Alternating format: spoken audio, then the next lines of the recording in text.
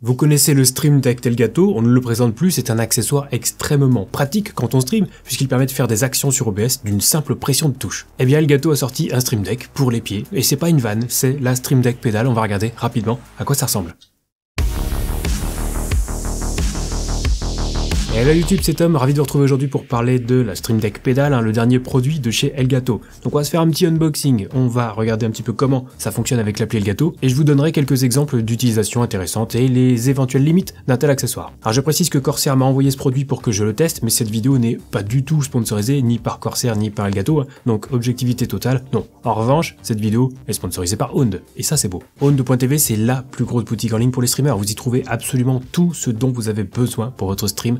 Alerte de stream, overlay, badge d'abonnés, émoticônes, mais aussi des bannières, des avatars, des panneaux de chaîne Twitch. Vous pouvez tout acheter séparément, vous avez aussi des packs complets prêts à l'emploi, la plupart du temps ils sont modulables, ça veut dire que si votre pote achète le même pack que vous pourrez quand même vous démarquer entre vous. Exemple avec le pack de Stream Zero Absolute Gaming, développé en partenariat avec Owned. Et si vous réalisez vos achats sur Owned.tv en passant par mon lien affilié qui se trouve dans la description juste en dessous, je toucherai une petite commission et en prime avec le code TomTom vous aurez 50% de réduction sur tous vos achats. Et j'ai bien dit tous vos achats. Donc, si on ouvre la boîte, enfin si j'y arrive, on pourra voir son contenu et donc évidemment on aura le périphérique en lui-même, la Stream Deck Pedal, qu'on va sortir de son emballage avec un design épuré, sans fioritures, le plastique est un petit peu granuleux sur la face supérieure pour avoir une meilleure accroche à ne pas glisser sur les pédales si jamais vous êtes en chaussettes. La face inférieure présente une backplate, donc une plaque métallique qu'on pourra dévisser, et 6 petits patins antidérapants dont je vous épargne évidemment la fonction. On a aussi droit à une notice avec des explications basiques sur le fonctionnement du périphérique, sur comment il faut faire pour changer les ressorts, notice qui sent d'ailleurs très bon. On a un câble USB type C vers USB type A, la partie USB-C allant directement sur la pédale. On trouve aussi des bloqueurs pour la pédale du milieu, ça on va y revenir. Et enfin 4 paires de ressorts pour faire varier la résistance des pédales, ce qui peut être pratique si vous voulez rester en appui sur une pédale et que vous voulez éviter qu'elle se déclenche toute seule. Ou au contraire si vous voulez une réponse avec une pression plus faible. Pour changer les ressorts, il vous faudra simplement un tournevis cruciforme et il faudra enlever les 6 vis qui tiennent la backplate. Et là vous aurez accès aux ressorts que vous pourrez remplacer par d'autres d'une dureté différente ou par les bloqueurs pour la pédale du milieu. Ensuite il reste plus qu'à refermer, on revisse, ça prend même pas une minute montre en main. Alors sachez qu'en plus des ressorts, vous pouvez régler la sensibilité des pédales sur l'appli Stream Deck. Ça permettra de définir la distance d'enfoncement nécessaire pour déclencher la pédale. Sachant que si vous glissez le curseur vers la gauche, ça sera moins sensible et il faudra donc moins enfoncer la pédale pour la déclencher. Et si vous glissez le curseur vers la droite, ça sera évidemment l'inverse. Donc en jouant sur cette option et sur la résistance de la pédale via les ressorts, on a déjà pas mal d'options de personnalisation. Enfin, notez que les bloqueurs, comme leur nom l'indique, vont servir à complètement bloquer la pédale du milieu, ce qui peut être utile si vous voulez vous en servir comme d'un repose-pied par exemple. Cela dit, une autre solution, c'est de mettre les ressorts les plus durs sur la pédale du milieu uniquement. En réglant correctement la sensibilité dans l'appli, on peut aussi avoir une espèce de repose-pied, tout en gardant la pédale active en appuyant plus fort. C'est personnellement la solution pour laquelle j'ai opté après avoir joué un petit peu avec. Et donc vous aurez bien compris que la Stream Deck Pedal fonctionne avec l'application Stream Deck, et c'est bien là l'intérêt. Donc on a vraiment un Stream Deck pour les pieds. Toutes les actions du Stream Deck classique sont supportées, y compris les boutons multi-actions qui permettent de lancer plusieurs actions à la suite. Exemple, si je veux me mute sur mon stream, je peux le faire avec une pédale, tout simplement. Et si je veux me mute sur mon stream et sur Discord en même temps, je peux faire un bouton multi-action avec 2 commandes de mute. Ce qui m'amène à vous rappeler que le Stream Deck peut aussi servir à autre chose que du streaming. Alors évidemment, il y a stream dans son nom, mais personnellement, je m'en sers aussi pour travailler. J'ai plein de raccourcis clavier programmés dans un profil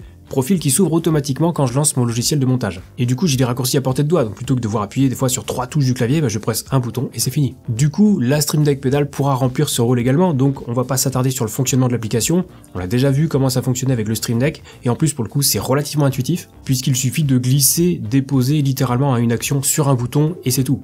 Petit ajout tout de même avec un mini overlay qui permet d'avoir un rappel de ce qu'il y a sur les pédales. C'est astucieux puisque contrairement au Stream Deck classique sur lequel on peut voir les touches, sur les pédales on peut pas, d'où le petit overlay affiché à l'écran qui peut être activé ou désactivé à loisir. Alors si vous l'activez en jeu et que vous n'avez qu'un seul écran, il faudra que le jeu soit réglé en mode fenêtré sans bordure. Sinon si vous avez un deuxième écran, évidemment vous pourrez placer le mini overlay dessus et lancer votre jeu en mode plein écran exclusif. Donc un ajout plutôt sympa, d'autant que l'overlay est réactif et change en fonction de l'état d'activation d'une pédale.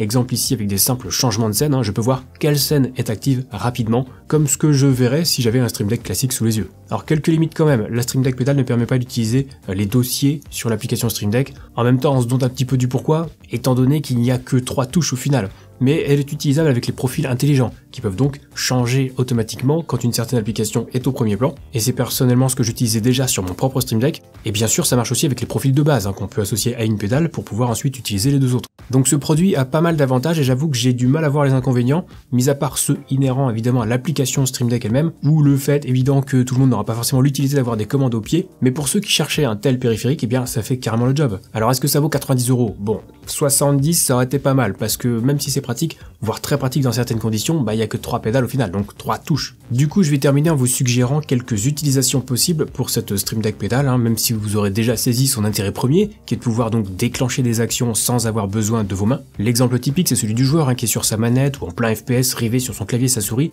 Utiliser les pieds permet de ne pas casser le rythme de l'action ou plus globalement de ne pas casser l'animation du stream. Et là vous allez me dire que j'en fais des caisses, mais étant moi-même assez méticuleux, ça m'est arrivé de programmer des touches de mon Stream Deck sur lesquelles j'appuyais quand j'avais un moment pour qu'elles se déclenchent quelques secondes plus tard pour donner la sensation et l'impression que ça se faisait tout seul. Donc là avec des commandes au pied, j'ai même plus besoin de faire tout ça, j'ai pas à me prendre la tête. Toujours pour rester sur le jeu vidéo, on peut évidemment associer des raccourcis clavier sur les pédales. Donc par exemple, se pencher à droite en appuyant sur la pédale de droite dans un FPS, plutôt que d'appuyer sur une touche du clavier et jouer à Twister avec nos doigts, c'est un autre exemple. Plus simplement, on pourrait utiliser les pédales pour passer d'une chanson à l'autre dans une playlist Spotify, puisque je rappelle qu'il existe un plugin Spotify sur l'application Stream Deck. Encore une utilisation très simple, puisque le plugin pour Discord vient officiellement de sortir avec la version 5.2 de l'appli Stream Deck. On peut donc désormais contrôler Discord et donc on pourrait, par exemple, associer une pédale pour mute le micro, une pédale pour mute le casque et une pédale pour activer le push to talk, ce qui est quand même sacrément pratique si on a les mains occupées. Mais on peut aussi envisager des utilisations pour d'autres types de live, comme un live cuisine. Si vous êtes en train de préparer un gâteau ou une pizza, vous avez les mains un peu sales, et bien plutôt que d'essayer de choper un bouton du Stream Deck avec le coude, vous pourriez utiliser la Stream Deck pédale. Même chose pour les lives musicaux, si vous êtes musicien et que vous avez les mains prises, une petite commande au pied et hop, on change de scène. Bon alors si vous jouez de la batterie, ça va être un petit peu plus compliqué, mais vous voyez qu'en creusant un peu, on peut trouver plein d'utilisations à ce nouvel accessoire. Et enfin, pour vraiment conclure, dites-vous que cet accessoire peut aussi être utile aux personnes souffrant de handicap au niveau des mains